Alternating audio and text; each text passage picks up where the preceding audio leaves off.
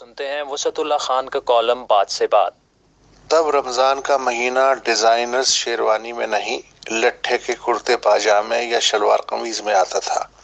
तब रमज़ान में नाच गाना हर शक्ल में रज़ाकाराना बंद हो जाता था। बस ढोल पीटने का रिवाज था, वो भी सहरी के औकात में। अब तो यूँ लगता है कि रमज़ान बना ही उछल कूद नाच गाने के लिए है।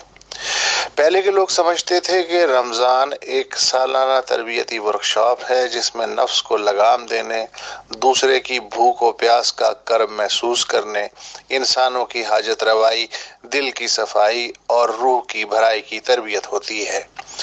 मगर आज पता चला कि रमज़ान तो दरअसल नफ्स को मोटा करने, अशिया की हवस बढ़ाने, ज़्यादा से ज़्यादा माल और मुनाफा जमा करने की सनत है।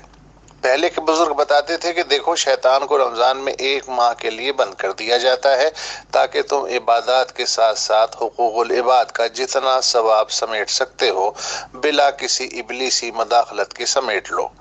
मगर अब लगता है कि शैतान कैद तो है पर टीवी के खांचे की जेल में।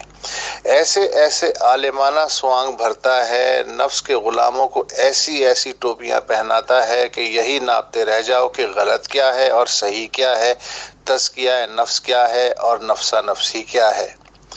पहले मुतवस्सित घरानों में इतनी इफ्तार तैयार होती थी कि आधी खामोशी के साथ नादार हमसायों के यहाँ पहुंच जाए या दर खटखटाने वाले ज़रूरतमंदों में बांट दी जाए। बच्चों को घर के बड़े ताकीद करते थे कि शोरफा घर पे रोज़ा खोलते हैं या फिर मोहल्ले की मस्जिद में।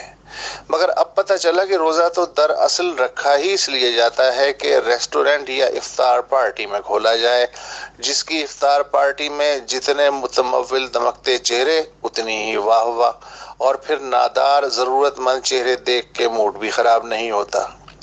पहले हम बच्चों को ये समझाया जाता था कि तरावी का मकसद ये है कि साल भर जिंदगी के झमेलों में इतना वक्त नहीं मिल पाता कि कुरान को समझ के सुना जाए।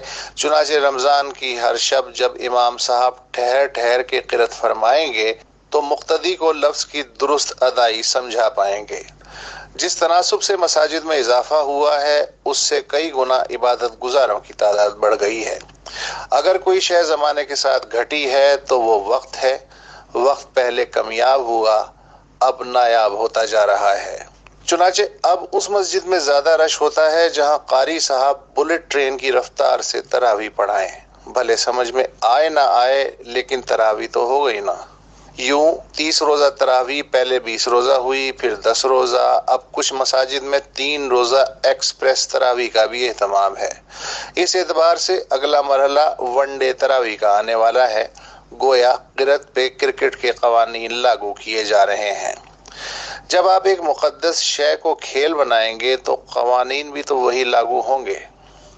अगर जोर है तो इस पे कि कोई दिन में खाता पीता नजर ना आए वरना कड़ी सजा मिलेगी। ज़ईफ बच्चा, बीमार, हामला औरत, मुसाफिर अपनी सलामती के खुद जिम्मेदार हैं। हो सकता है कि आप किसी जोशीले को अपनी जानिब लपकते देखें और जब तक आप उसे सुलूक नबूवत और बाज़ हालतों में रोज़े की छूट का हवाला देना शुरू करें तब तक आपको 2-4 हाथ पड़ चुके हों।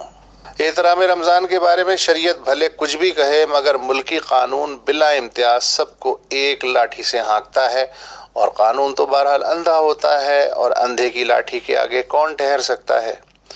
पहले जिस इबादत गुजार को जिस मस्जिद में जहां जगह मिलती रमज़ान के आखिरी 10 रोज वहीं एतकाफ में बैठ जाता, मगर अब एग्जेक्टिव और वीवीआईपी एतकाफ का दौर है। अब रमज़ान में ट्रैवल एजेंट्स को सर खुजाने की फुर्सत नहीं मिलती क्योंकि अशराफिया और मुतमव्वलीन आखिरी अशरा मस्जिद नबवी में गुजारना चाहते हैं। वहाँ भी खुदा को पूरा वक्त देने की बजाय एतकाफी सेल्फियाँ पोस्ट करते हैं और टाइमलाइन भी अपडेट करते रहते हैं। पहले एतकाफ यकसू हाजिरी हुआ करता था, अब स्टेटस सिंबल है। पहले ज़माने में इन हरकतों को रियाकारी कहा जाता था, अब कुछ नहीं कहा जाता। मगर बेशुमार मुसलमान अब भी खामोशी से खैरात व एतकाफ व 30 रोज़ा तरावी पे यकीन रखते हैं। इबादाती इश्तिहारबाजी से कोसों दूर यही तो लोग हैं जो रमज़ान की आबरू हैं।